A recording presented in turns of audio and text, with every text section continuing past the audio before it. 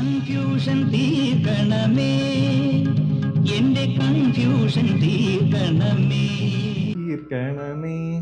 ഇന്നും തീരുമാനിച്ചില്ലേ ഗൈസ്? നമ്മുടെയൊക്കെ ജീവിതത്തിലെ ഏറ്റവും വലിയ വില്ലൻ ആരാണെന്ന് അറിയാമോ? അത് തീരുമാനമില്ലായ്മയാണ്. നമ്മളൊന്നും ഡിസിഷൻ ഒന്നും എടുക്കാൻ പറ്റാതെ ഇരിക്കില്ലേ? അതന്നെയാണ്. നമ്മളിപ്പോ ഒരു ഉദാഹരണത്തിന് ഹോട്ടലിൽ പോയാൽ മെനു കാർഡ് നോക്കി 20 മിനിറ്റോളം ഇരിക്കും. ഫ്രണ്ട്സിനോട് ചോദിക്കും, അല്ലെങ്കിൽ നമ്മൾ വെയിറ്ററിനോട് ചോദിക്കും. ഒടുവിൽ എന്നും കഴിക്കുന്ന ആ മസാല ദോശയില്ലേ, അതങ്ങ് ഓർഡർ ചെയ്യും. മസാല ദോശയുടെ കാര്യത്തിൽ ഇത് വലിയ കുഴപ്പമൊന്നുമില്ല. പക്ഷെ ആ കോഴ്സ് ചേരണോ, അല്ലെങ്കിൽ ജോലി മാറണമോ, അല്ലെങ്കിൽ നമ്മൾ വിചാരിക്കില്ലേ കല്യാണം കഴിക്കണോ എന്നൊക്കെ വരുമ്പോൾ നമ്മൾ കൺഫ്യൂഷൻ അടിച്ചിരുന്നാൽ ജീവിതം തീർന്നു പോകും. കൺഫ്യൂഷൻ തീർക്കണമേ, എന്റെ കൺഫ്യൂഷൻ തീർക്കണമേ. തീരുമാനങ്ങൾ എടുക്കാതെ നീട്ടിക്കൊണ്ടുപോകുന്ന ഈ സ്വഭാവം മാറ്റാൻ ഒരു ദിവസമുണ്ട്. ഇന്ന് December 31 makeup your mind day എന്നാണ് ഇതിനെക്കുറിച്ച് പറയുന്നത്. എന്താണ് ഈ ദിവസം? വർഷത്തിലെ അവസാന ദിവസമായ ഡിസംബർ 31 വെറും ഒരു പാർട്ടിക്കുള്ള ദിവസമല്ല. കഴിഞ്ഞ 364 ദിവസം നമ്മൾ തീരുമാനമെടുക്കാതെ മാറ്റിവെച്ച കാര്യങ്ങൾ ഉണ്ടല്ലോ, അത് ഇന്ന് ക്ലിയർ ചെയ്യണം.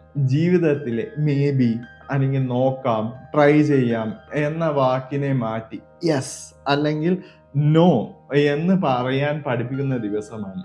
ഒരു വർഷം അവസാനിക്കുമ്പോൾ മനസ്സിലെ എല്ലാ ചപ്പുചവറുകളും കളഞ്ഞ് വ്യക്തതയോടെ പുതിയ വർഷത്തിലേക്ക് കടക്കാൻ ഇത് നമ്മളെ സഹായിക്കുന്നു. തീരുമാനമെടുക്കാൻ വൈകിയാൽ എന്ത് സംഭവിക്കും എന്ന് നമുക്കൊന്ന് നോക്കാം. നമ്മൾ ഒരു തീരുമാനമെടുക്കാൻ വൈകും തോറും നമ്മുടെ തലച്ചോറിന് ഭയങ്കര ടയേർഡ്നെസ് അനുഭവപ്പെടും. അതിനെയാണ് ഡിസിഷൻ ഫറ്റീഗ് അല്ലെങ്കിൽ തീരുമാന ക്ഷീണം എന്ന് മലയാളത്തിൽ പറയാം. ഇന്ന് ഏത് വസ്ത്രം ധരിക്കണം എന്ന് തീരുമാനമെടുക്കാൻ 1 മണിക്കൂർ എടുത്താൽ പിന്നെ വലിയ കാര്യങ്ങൾ തീരുമാനമെടുക്കാൻ നമ്മുടെ തലച്ചോറിന് ശേഷി ഉണ്ടാകില്ല. വ്യക്തമായ ഒരു തീരുമാനം എടുക്കുമ്പോൾ നമ്മുടെ സ്ട്രെസ് കുറയുകയും ഒരു തരം വൈകാരിക സ്വാതന്ത്ര്യം ലഭിക്കുകയും ചെയ്യും. വേഗത്തിൽ തീരുമാനമെടുക്കാൻ ചില ടിപ്സ് ഞാനിവിടെ പറയാം. തീരുമാനമെടുക്കാൻ ബുദ്ധിമുട്ടുണ്ടെങ്കിൽ ഇതൊന്ന് പരീക്ഷിച്ച് നോക്കൂ. 2 minutes റൂൾ, അതാണ് ആദ്യത്തേതായിട്ട് ഞാൻ പറയാനുള്ളത്. ഉദാഹരണത്തിന്, നിങ്ങൾ ജോലി കഴിഞ്ഞ് തളർന്ന് വീട്ടിൽ വന്നു എന്ന് വിചാരിക്കുക. ആ സമയത്ത് നമ്മുടെ പാത്രം കഴുകുന്ന സിങ്കില്ലേ, അതിൽ 2 പാത്രങ്ങൾ ഇരിക്കുന്നത് കാണുകയാണ്. അല്ലെങ്കിൽ അലക്കി വെച്ച 2 തുണികൾ ഇങ്ങനെ ഇരിക്കുകയാണ്. അപ്പൊ കൺഫ്യൂഷൻ ആയിരിക്കും, ഇത് ഇപ്പോൾ ചെയ്യണമോ അതോ നാളെ രാവിലെ എഴുന്നേറ്റ് ചെയ്താൽ മതിയോ എന്ന് നിങ്ങൾ ആലോചിച്ചു തുടങ്ങുമ്പോൾ റൂൾ പ്രയോഗിക്കുക. ആ തുണികൾ മടക്കി വെക്കാൻ, 2 പാത്രം കഴുകാൻ സത്യത്തിൽ 2 മിനിറ്റിൽ കൂടുതൽ സമയം വേണ്ട. പക്ഷെ നമ്മൾ അത് ഇപ്പോൾ വേണമോ വേണ്ടയോ എന്ന് ആലോചിച്ച് കഴിയുമ്പോൾ ചിലപ്പോൾ 10 മിനിറ്റോളം ആയിരിക്കും തീരുമാനമെടുക്കാൻ. 2 മിനിറ്റിൽ തീരുമാനമെടുക്കുമെന്ന് ഉറപ്പുള്ള കാര്യമാണെങ്കിൽ ചിന്തിച്ച് സമയം കളയാതെ അതങ്ങ് തീർക്കുക. ഇങ്ങനെ ഓഫീസിലൊക്കെ മെസ്സേജിന് മറുപടി കൊടുക്കണമോ അതോ ആ സിങ്കിലെ പാത്രം കഴുകണോ എന്നൊക്കെ ആലോചിച്ച് സമയം കളയില്ലേ? അതൊന്നും ചെയ്യാതെ 2 മിനിറ്റ് താഴെ സമയം മതിയെങ്കിൽ റെഡി സ്റ്റഡി ഗോ എന്ന് പറഞ്ഞ് അങ്ങ് ചെയ്തു തീർക്കുക.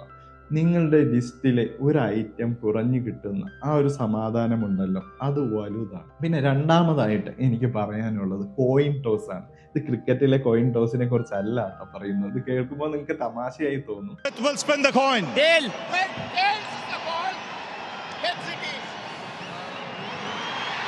നിങ്ങൾ ഒരു കോയിൻ മുകളിലോട്ട് എറിയുമ്പോൾ ഹെഡ് വീണാൽ ഈ കാര്യം ചെയ്യും, അല്ലെങ്കിൽ ടെയില് വീണാൽ ചെയ്യില്ലെന്നും ഉറപ്പിക്കുക.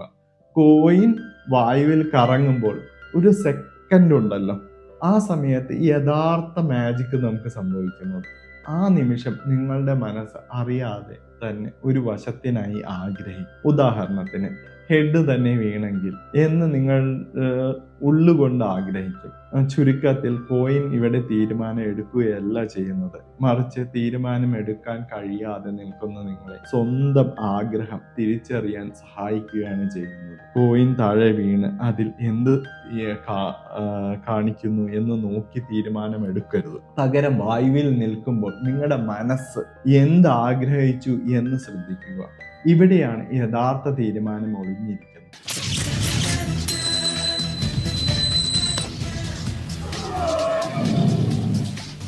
അടുത്തതായി മൂന്നാമതായി എനിക്ക് പറയാനുള്ളത് 10-10-10 റൂൾ. ഉദാഹരണം, ഓഫീസിലോ അല്ലെങ്കിൽ സുഹൃത്തുക്കളുമായോ ഉള്ള ഒരു ചർച്ചയ്ക്കിടയിൽ ഒരാൾ നിങ്ങളെ കളിയാക്കിയെന്ന് വിചാരിക്കുക. നിങ്ങൾക്ക് നല്ല ദേഷ്യം വരുന്നുണ്ട്.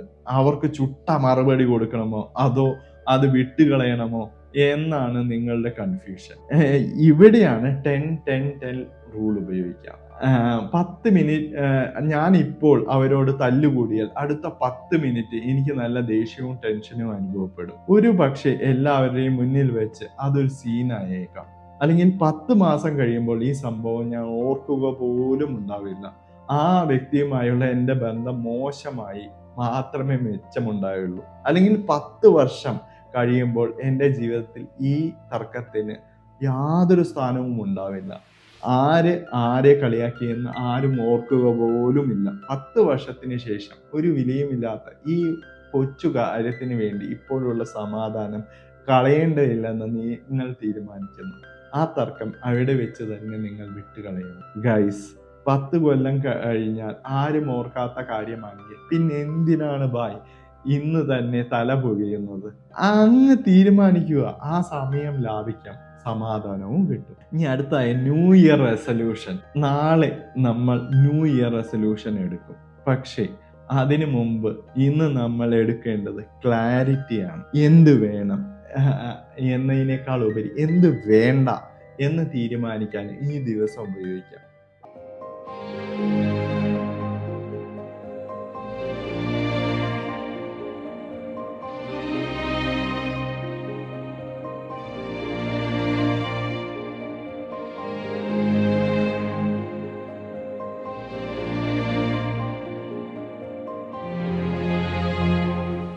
എടാ വിജയ, എന്താടാ ദാസ?